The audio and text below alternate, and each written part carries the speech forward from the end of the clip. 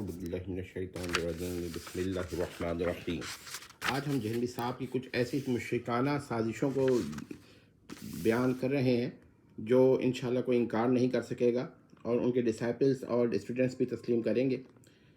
پہلے یہ ہے کہ قیامت کے بعد اہل جنہ کے لیے کن فیکون یا اختیار کلی کی صفت ماننا جہلمی صاحب کے نزدیک شرک نہیں ہے کہ بعد القیامہ اہل جنہ کو یہ صفت ان کے نظریے کے مطابق ملے گی۔ دوسرا پوائنٹ دیکھیے، قیامت کے بعد باری تعالیٰ اہل الجنہ کو اپنی صفات یعنی ایٹریبیوٹس میں شامل کر لے گا۔ ایک جگہ جہلمی صاحب نے زیادہ ایکسپلیسٹ ہوتے ہوئے شریک کا بھی لفظ استعمال کیا ہے، لیکن ہم یہ بیان کر دیں کہ شامل کہیں یا شریک کہیں، عقیدہ شرکیہ ہو گیا، شرک اکبر اور شرک جلی ہو گیا۔ تو یہ عقیدہ جہلمی صاحب کا ہے۔ اگر انکار کر دیں گے، شریک نہیں کہا ہے، شامل کہا ہے، تب بھی یہ شرک اکبر اور شرک جلی ہے، ٹھیک ہے۔ یہ نہیں ہے کہ شامل کا لفظ استعمال کیا تو شرک جلی اور شرک اکبر نہیں رہا اور اس پہ تکفیر ہوگی، جس کا بھی عقیدہ ہو کہ انسان باری تعالیٰ کی صفات میں شامل ہو سکتا ہے، ٹھیک ہے۔ اچھا جی، انکارنیشن کا عقیدہ وجہ تکفیر نہیں ہے جہلمی صاحب کے نزدیک، حالانکہ یہ عقیدہ شرک اکبر اور شرک جلی ہے اور اس پہ کوئی اختلاف نہیں۔ یہ وجہ ہے کہ 7 بار انکارنیشنز کے قائل نصیریہ کو، کس کا انکارنیشن؟ باری تعالیٰ کا انکارنیشن، یہ تکفیر اس عقیدے کی بنیاد پہ نہیں کرتے، ٹھیک ہے۔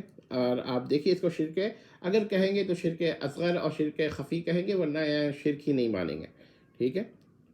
یہ پوائنٹ نوٹ کرتے رہیے گا، ٹھیک ہے۔ اچھا جی، اس دنیا میں بھی بعض غیر اللہ کے لیے اختیار ماننے پر، کون سے اختیار؟ یہ ما فوق الاسباب اختیار یا وغیرہ ماننے پر جہلمی صاحب کو کوئی جھگڑا نہیں ہے۔ مثلا دعا کو پورا کرنے کا اختیار ماننے کا ان کو کوئی جھگڑا نہیں، ان کو اگر جھگڑا ہے تو دعا کرنے پر جھگڑا ہے، ٹھیک ہے، کہ یہ غور کیجیے گا۔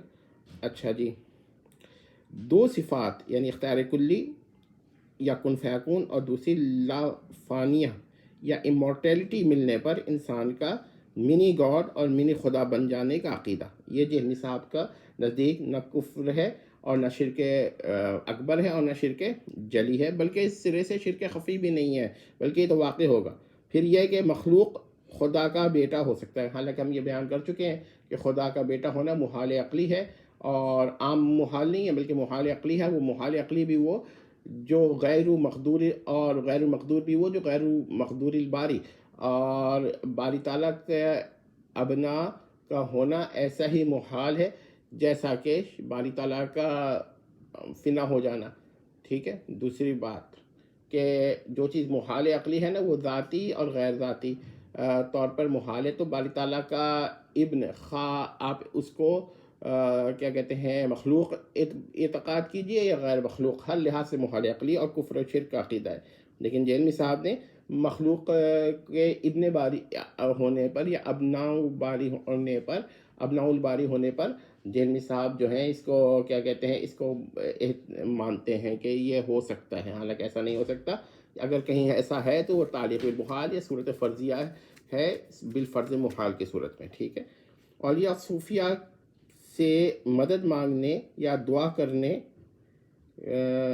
یا ان کو دعا پوری کرنے کا اعتقاد رکھنے والوں کے لیے کو بھی شرک جلی اور شرک اکبر کا قائل نہیں قرار دینا۔